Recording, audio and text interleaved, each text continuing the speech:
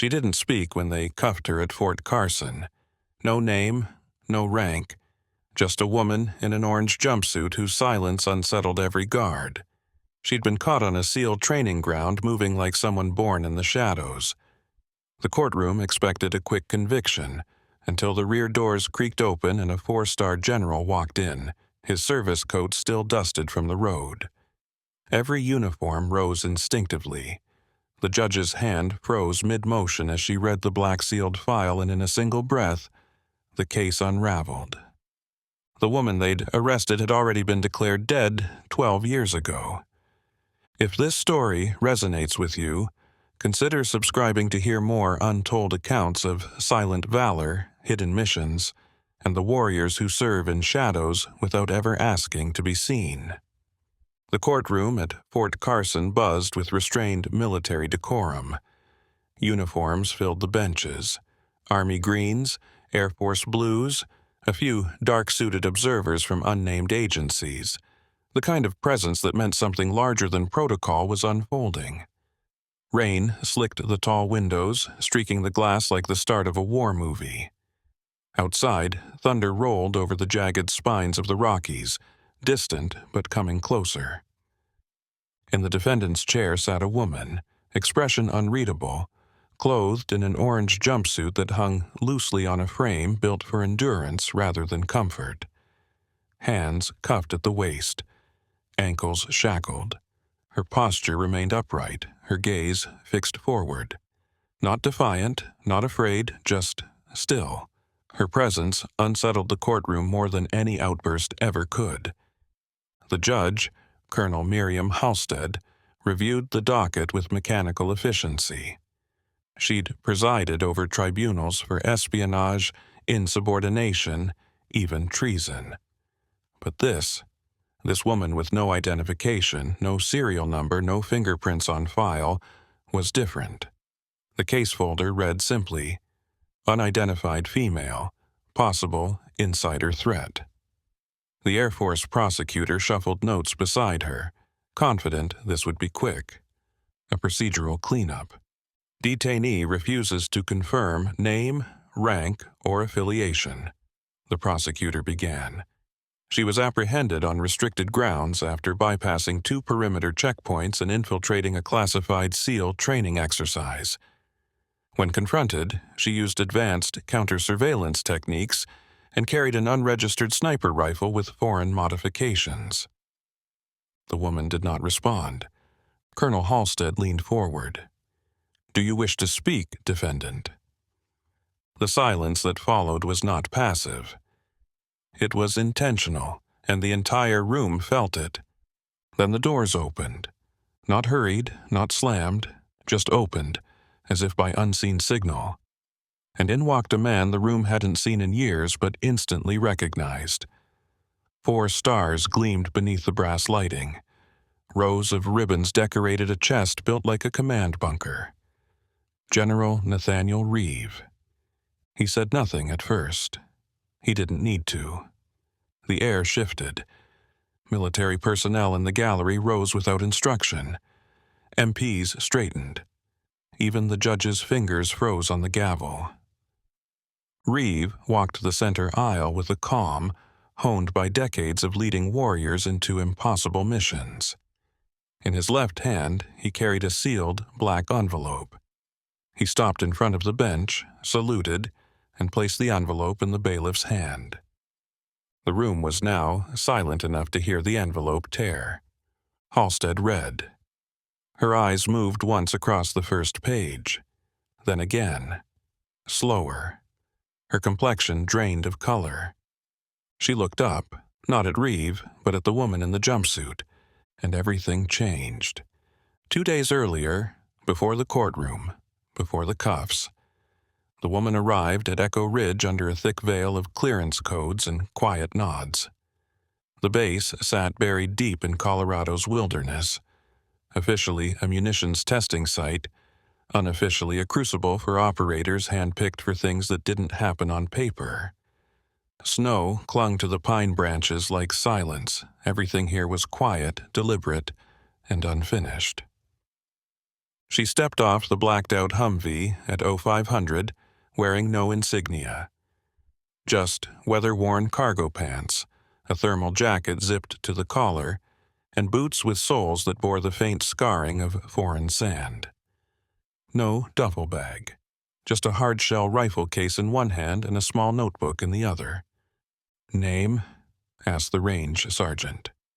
"Echo," she said simply. No rank, no hesitation. He frowned. "Last name?" She looked at him and blinked once. That was the answer. No one knew where she'd come from, only that her name was listed in the day's assignment as Observer Tier 1 Eval. At Echo Ridge, that wasn't unheard of. Ghost operators came through from time to time. People with only a call sign and a signature that never matched a real ID. You didn't ask questions if you wanted to keep your career. She said little during briefing, took no notes, just listened, eyes flicking to every corner of the room. Cornices, doorways, ceiling vents. When it came time to shoot, she requested range 4, the farthest, most difficult. Crosswinds there shifted every 11 seconds. Targets past 2,000 meters danced like ghosts in fog. By the third shot, everyone stopped pretending not to stare. The grouping at 1,900 meters was impossibly tight. 4 shots in the same hole, no adjustment between them. Then she switched positions without being told, shouldering the rifle weak side, eyes still calm. Another 4 shots, this time at a moving target, one-handed, prone. No cheers, just stunned silence. The sniper instructor leaned in and whispered, "What unit are you with?" She reloaded. "I'm not with a unit." "Then who trained you?" A faint smile. "You wouldn't believe me." That afternoon, whispers began. The way she moved, the absence of identifiers, how she seemed to disappear between stations. Intelligence officers flagged her as suspicious within hours. A low-level analyst ran her biometric profile and found nothing.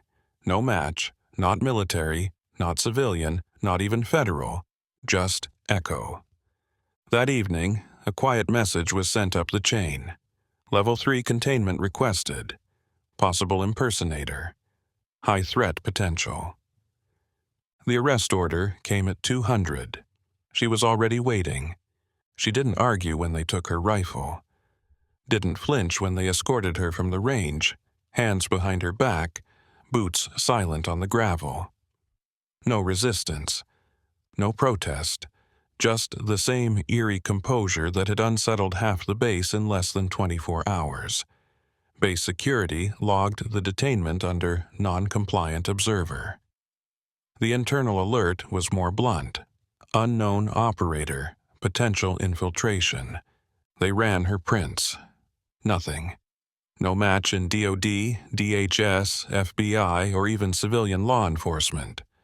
Her iris scan returned a null set. No travel history, no driver's license, no banking records. The kind of absence you only saw with deep-cover intelligence agents, or ghosts. Her gear wasn't any more helpful. The rifle had no serial number. Custom work, but not civilian.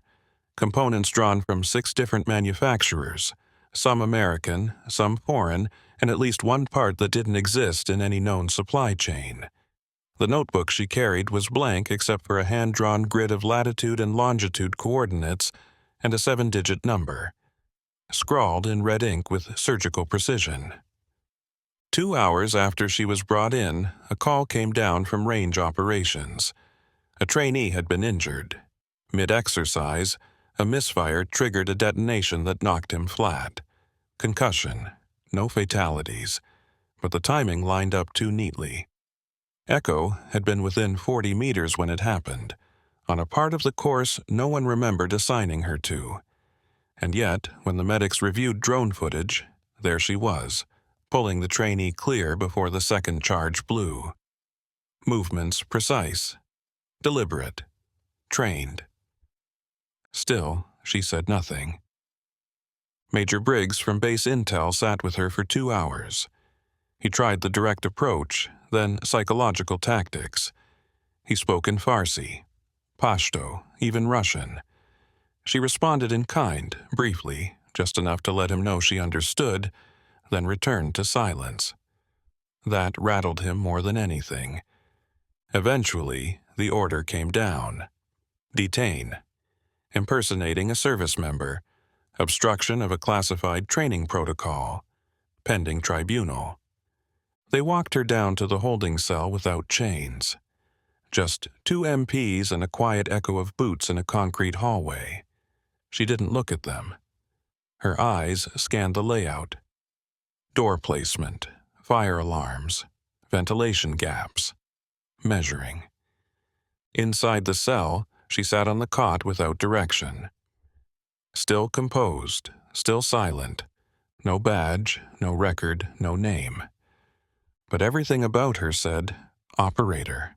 The cell was kept at a sterile 68 degrees, just enough to keep muscles tense, breath visible on the occasional exhale. No clock, no window. Just fluorescent hum and the distant echo of boots in a hallway too clean to trust. Echo sat on the cot, spine straight, eyes half-lidded. Not sleeping, not resting, waiting.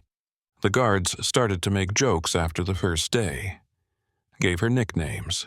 Spook Barbie, Ghost Girl, Queen of the Mute. Some were sharper than others. All were nervous, veiled in sarcasm that didn't land right. Because, even handcuffed, she made them uneasy.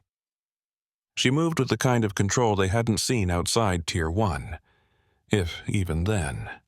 She spoke only once, and only when asked if she needed anything. A patch, she said, voice level, measured.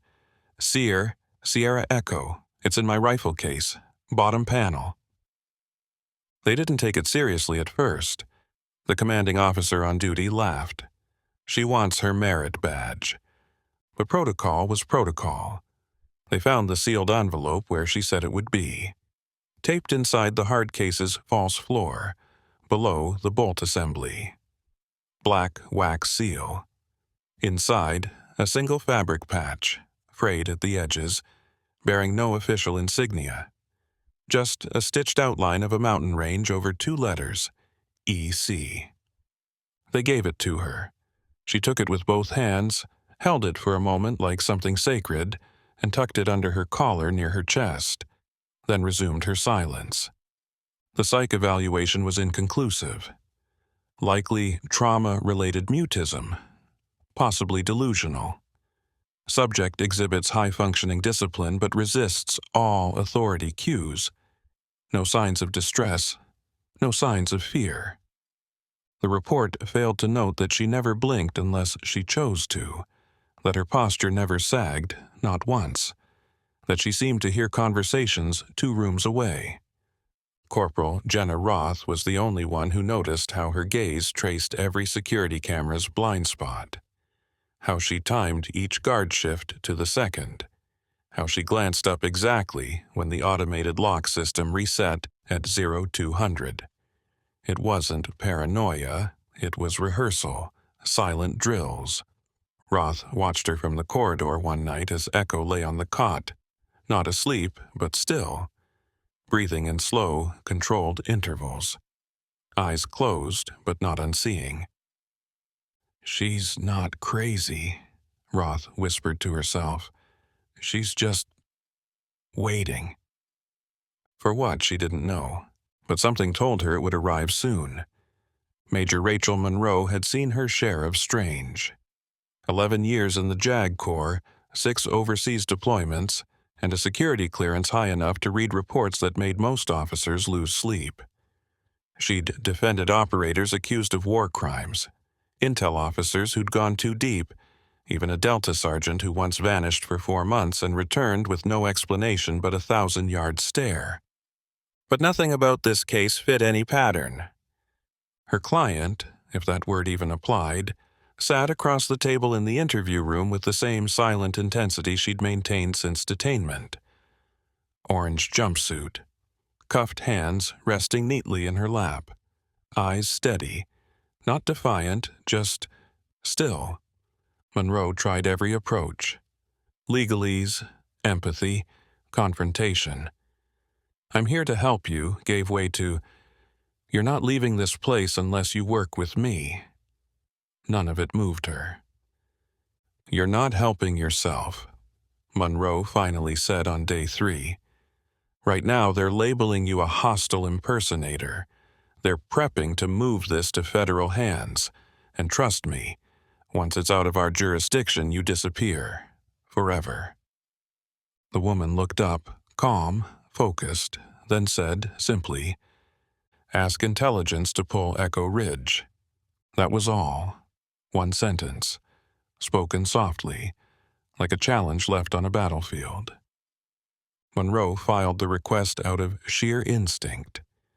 A few days later, it came back, hand-delivered in a sealed envelope stamped with 3 security codes and a red strip reading, "Do not archive." She opened it in her office behind locked doors. The file was thin, most pages redacted into useless blackout bars. No full name, no photo, just a unit designation. Project Echo Ridge, an experimental branch buried under Naval Special Warfare, allegedly disbanded in 2014. Extreme Counter-Infiltration Protocol, black designation, assets not tracked post-deployment. One line remained unredacted. Subject 017, confirmed KIA, Operation Valkyrie. August 3, 2013. Monroe stared at the sentence, pulse starting to race. She read it again, and again. The date, the confirmation code, the initials in the corner, EC. Her eyes drifted to the sealed patch the woman still wore under her collar. That's impossible, she thought, because the woman she was defending had already been declared dead 12 years ago, and yet she was sitting 10 feet away, very much alive, very much watching, and not explaining a damn thing. The courtroom was packed long before the proceedings began, not just with uniforms, though there were plenty, but with tension, quiet tension. The kind that fills the air in combat outposts before something goes wrong. Rows of high-ranking officers leaned in close, whispering theories under their breath. "She's Russian. Had to be inserted years ago." "No, she's a breakdown case. Burned-out operator. PTSD." "Doesn't matter. She's dangerous. Look at her, ice cold." The woman at the center of it all sat as she had in every interview, every cell, every briefing room, still. Not stiff, not withdrawn, just controlled. Her eyes didn't drift. Her hands remained folded. She didn't glance at the crowd, didn't blink when the prosecution listed charges, impersonating a U.S. officer, breaching restricted zones, potential espionage. Major Rachel Monroe stood beside her, jaw tight. The ghost file burned in her briefcase. She'd submitted the evidence hours ago. No response. Now she was stalling, pleading for a delay. A verification window, one more day. "Your Honor, this woman's file is not only redacted, it was never supposed to exist. We are not just talking about gaps in records. We're talking about a strategic erasure. Someone tried to bury her identity." The judge, Colonel Halstead, looked unmoved. "The law doesn't allow us to adjudicate based on shadows and theories, Major. You've had a week." "She's not a threat," Monroe insisted. "She's something else entirely." "She's non-compliant," the prosecutor snapped, "and likely dangerous." Monroe opened her mouth to respond, and then it happened. A subtle tremor rolled through the room, not seismic but collective, instinctive, like a herd animal sensing the presence of a predator. The back doors opened. No announcement, no rustle of paper, just the slow, deliberate creak of heavy oak, and in stepped a figure no one had expected to see again. General Nathaniel Reeve. Dust still clung to the hem of his long service coat. The 4 stars on his collar caught the light like a warning. His face was older, but his presence hadn't dulled. He carried a sealed black envelope in one gloved hand. Silence washed through the room like a tidal shift. Even the judge blinked, slowly, once, and straightened in her seat. Reeve said nothing. He didn't need to. Every spine in the room knew exactly who he was. And from that moment on, the hearing no longer belonged to the court. It belonged to whatever ghost General Reeve had just dragged back into the light. General Reeve's boots echoed with finality as he walked the center aisle, each step measured, deliberate, as if the weight of a buried history pressed against the soles of his shoes. He stopped at the bench, nodded once to Colonel Halstead, then raised his right hand in salute. No fanfare, just ritual precision. With his left, he presented a black envelope. No markings save for the crimson pentagon crest, pressed into wax so deep the ridges looked carved. Halstead took it without a word, broke the seal, read. The courtroom didn't breathe. Her eyes moved slowly, scanning the top page, then the second. A faint twitch in her brow betrayed the shift. A judge, trained in war court discipline, now digesting something she hadn't expected to ever see, not in this room, not in this lifetime.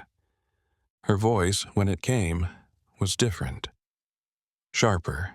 Detainee will rise. The woman stood, smooth, no tension in the movement. Hands at her sides, chin lifted half an inch. The general turned. "That's Captain Eliza M. Cross," he said, voice carrying through the gallery like a hammer made of steel and memory. "United States Navy. Special Warfare Operator. Assigned to Black Cell under Presidential Directive 47. Bravo." It was as if the oxygen had been pulled from the room. Someone in uniform gasped. A reporter dropped a pen. Monroe blinked. Once. Almost missed it. Her hand trembled for the briefest second before she caught herself. The prosecutor's mouth opened, but no words came. Just the sound of paper rustling uselessly in their hands. Colonel Halstead set the documents down carefully, like they might combust. She adjusted her robe. "In light of this documentation," she said, eyes locked on the prosecution, "all charges are hereby dismissed, effective immediately." A pause. Then, "This courtroom is now cleared. All observers will exit. Record of this session is to be sealed under Level 5 classification. Bailiffs, execute protocol."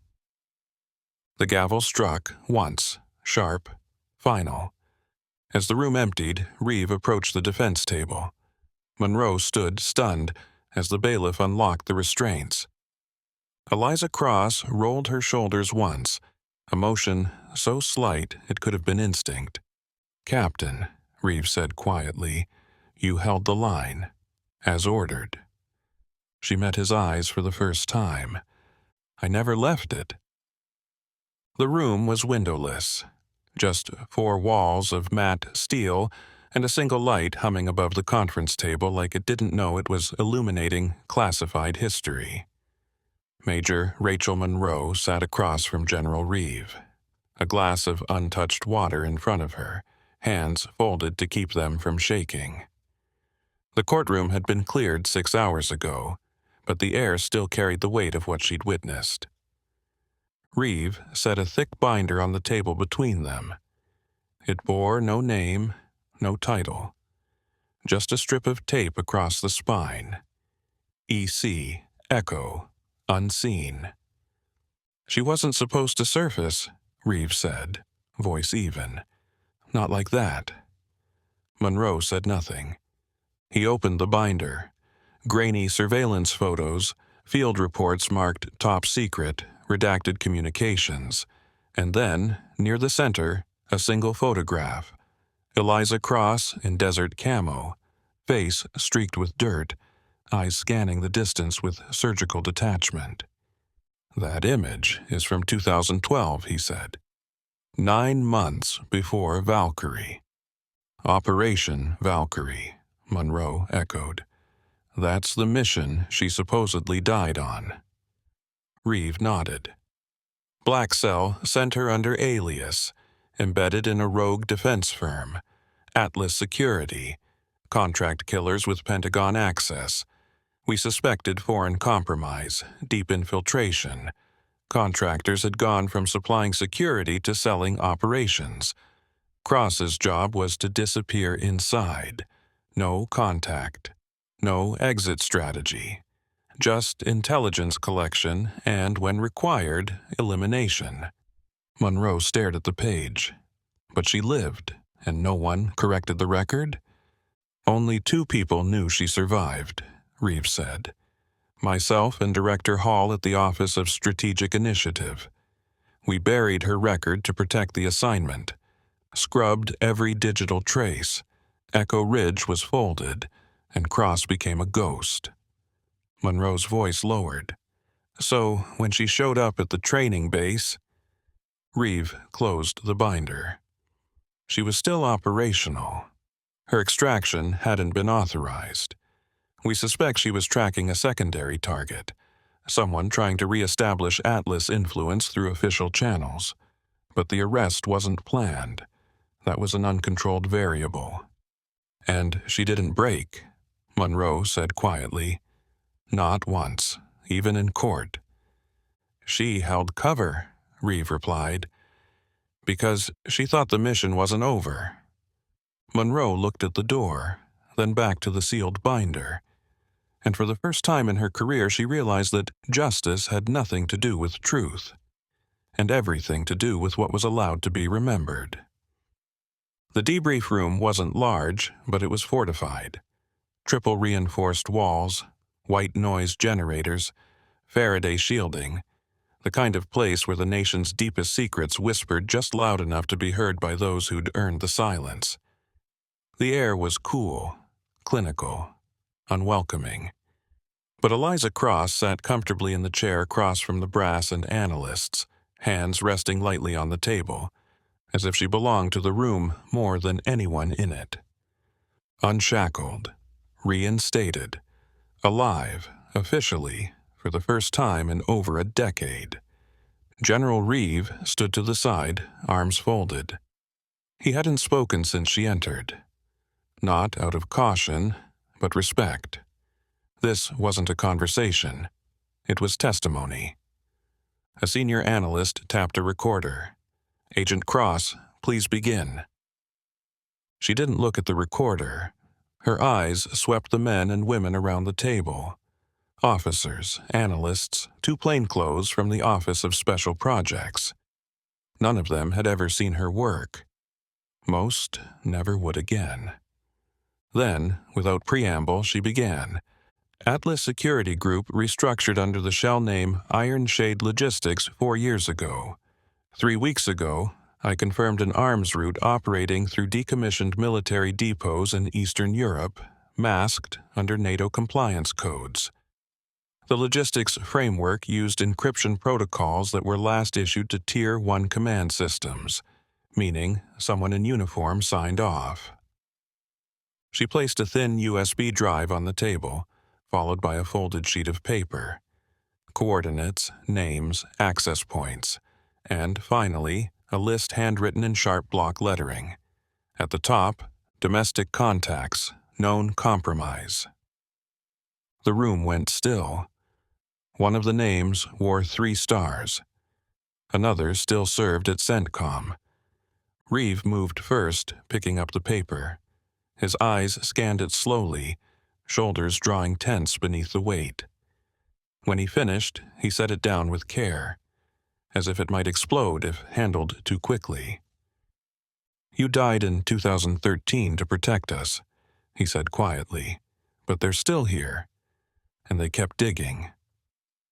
Cross nodded once. I knew the mission wasn't over. Reeve exhaled, a low, grim breath. Then it's time to bring the rest of them into the light. She looked at him without flinching.